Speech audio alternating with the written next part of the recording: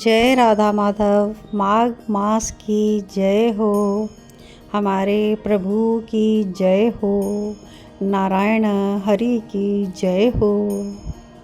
आइए आप सभी भक्तों का स्वागत है कृष्णा डिवोशन चैनल पर।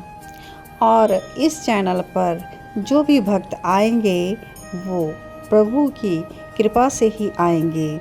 जो भक्त प्रभु की कथा के पिपासु हैं, प्रभु से प्रेम करने वाले हैं, वही तो जुड़ेंगे इस चैनल के साथ और उन्हीं को तो यह कथा उपलब्ध होगी। भगवान स्वयं कहते हैं कि मैं मासों में माघ मास हूँ, तो माघ मास प्रभु का प्रिय मास है और इस मास की कथा वही श्रवण कर पाएंगे जो इस कथा के अधिकारी होंगे, जिनको भगवान ने नियुक्त किया होगा। और भगवान की कथा तो ऋषि मुनि हमेशा ही कहते ही रहते हैं, क्योंकि प्रभु की कथा अनंत है और यह हमेशा होती ही रहती है। और इसको सुन सुनकर जिज्ञासु भक्तों के कान कभी भी तृप्त नहीं होते और हमारे हृदय को तृप्त करने के लिए प्रभु की कथा हमारे लिए अमृत समान है। तो भक्तों, आइए प्रभु प्रेम को बढ़ाने वाली इस पुण्यमयी माघ मास कथा अध्याय 20 की तरफ चलते हैं। अध्याय 19 तक का रिकेप इस तरह से है कि गंधर्व की कन्याएं और ऋषि का जो पुत्र है वह श्रापित हो चुके हैं। एक दूसरे को ही उन्होंने श्राप दे दिया था और किस कारण से दिया था यह आप पिछले भाग में लिसन करेंगे तो आपको अच्छे से पता होगा। तो चलिए आज हम इसके आगे अथ 20वां अध्याय लिसन करेंगे। वेद निधि जी कहते हैं, हे महर्षि, धर्म को कहिए जिससे ये बालक शाप की अग्नि के दुख से मुक्त हो जाएं। लोमेश जी बोले, ये मेरे साथ नियम पूर्वक माघ का स्नान करें। माघ के स्नान से ये शाप से छूट जाएंगे, नहीं तो इनका निस्तार नहीं होगा। हे ब्राह्मण, मुझे यह पूर्ण निश्चय है कि पुण्य तीर्थ में माघ स्नान करने से ही लोगों के 7 जन्म के किए हुए पाप तथा वर्तमान जन्म के सभी पाप माघ मास में स्नान करने से नष्ट हो जाते हैं।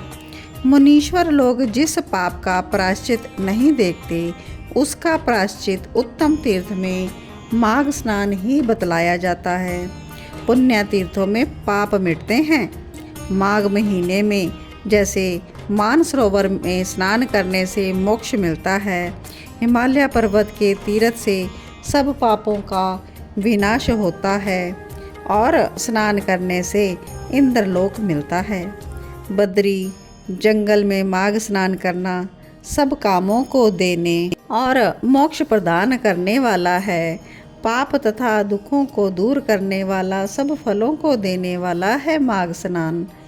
नर्मदा नदी का माघ स्नान पाप नष्ट कर रुद्र लोक प्रदान करने वाला है और यमुना नदी का स्नान पापों को नष्ट कर सूर्य लोक प्रदान करने वाला है। सरस्वती नदी का जल पाप नष्ट करके ब्रह्मलोक के फल प्रदान करता है। हे द्विजवर, विशाल नदी में माघ स्नान का परम फल होता है। यह पाप रूपी ईंधन का दावा नल है और गर्भ के कारण पुराने कर्मों को नष्ट करता है। गंगा जी में स्नान करने से विष्णु लोक और मोक्ष प्राप्त होना निश्चित है। इसके अलावा सरयू, गंडक, सिंधु, चंद्रभागा, कोशकी, ताप्ती, गोदावरी, भीमा, पयोशनी, कृष्णा, वेणी, कावेरी, तुंगभद्रा और अन्य समुद्र में गिरने वाली नदियों में माघ महीने में स्नान करने से लोग निष्पाप होकर स्वर्ग में जाते हैं। नैमिषारण्य में स्नान करने से विष्णु भगवान की समान रूपता और पुष्कर में स्नान करने से ब्रह्मा का सामीप्य और कुरुक्षेत्र में माघ महीने में स्नान करने से इंद्रलोक की प्राप्ति होती है।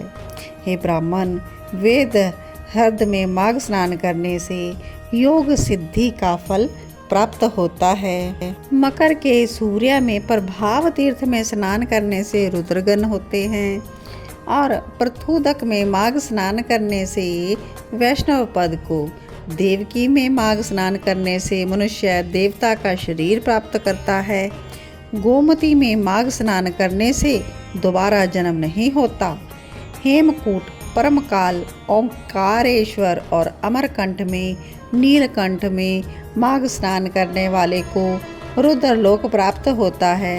हे ब्राह्मण, मकर की संक्रांति के सूर्य में सब नदियों में स्नान करने से लोगों की सब इच्छाएं पूर्ण हो जाती हैं।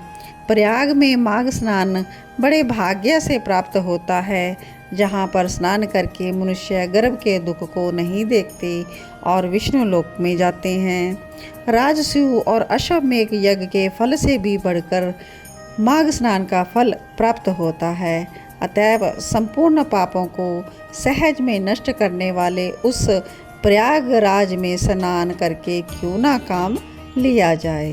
तो इस प्रकार से हमने माघ मास महत्म्य कथा 20 की आज श्रवण किया और आप सभी जुड़े रहें कृष्णा डिवोशन चैनल के साथ। इसके आगे की कथा हम नेक्स्ट वीडियो में कहेंगे।